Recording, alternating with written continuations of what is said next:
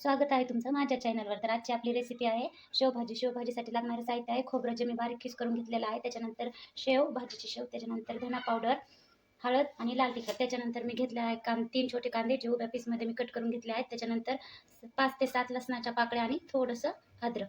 तर चला आता मी बनवणार आहे शेवभाजी। मी गॅसवर कढई ठेवली होती, ती गरम झाली आहे। त्याच्यात आता आपण खोबरं जे बारीक केलं होतं ते कढईत टाकून घेऊयात।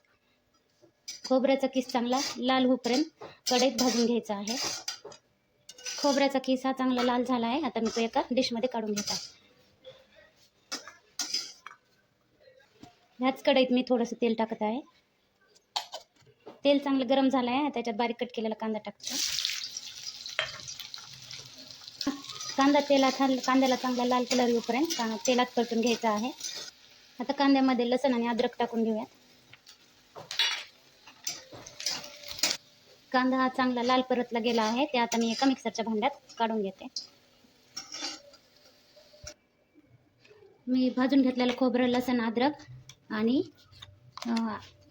कांदा हा मिक्सरमध्ये बारीक करून घेतला आहे। आता मी कढईमध्ये तेल गरम करून घेतलं आहे। आता त्याच्यात मी हे मिक्सरला काढलेला मसाला टाकून घेते।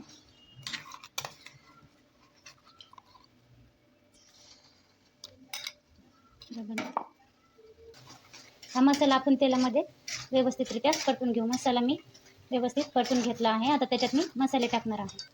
त्याच्यात मी आता 1 चमचा धना पावडर टाकत आहे। त्यानंतर 2 चमचे लाल तिखट, अर्धा चमचा हळद। आता हे मसाल्यात व्यवस्थितरित्या मिक्स करून घेते। मसाला व्यवस्थितरित्या परतला आहे। आता त्याच्यात मी गरम पाणी घालून घेत आहे। गरम पाणी घातल्याने तरीला चांगला असा लाल कलर येतो। भाजीत आता मी 1 चमचा मीठ घालून घेत आहे। भाजी चांगली उकळत आली आहे, त्याच्यात आता मी कोथिंबीर घालून घेते। मी आता भाजीत शेव घालून घेत आहे।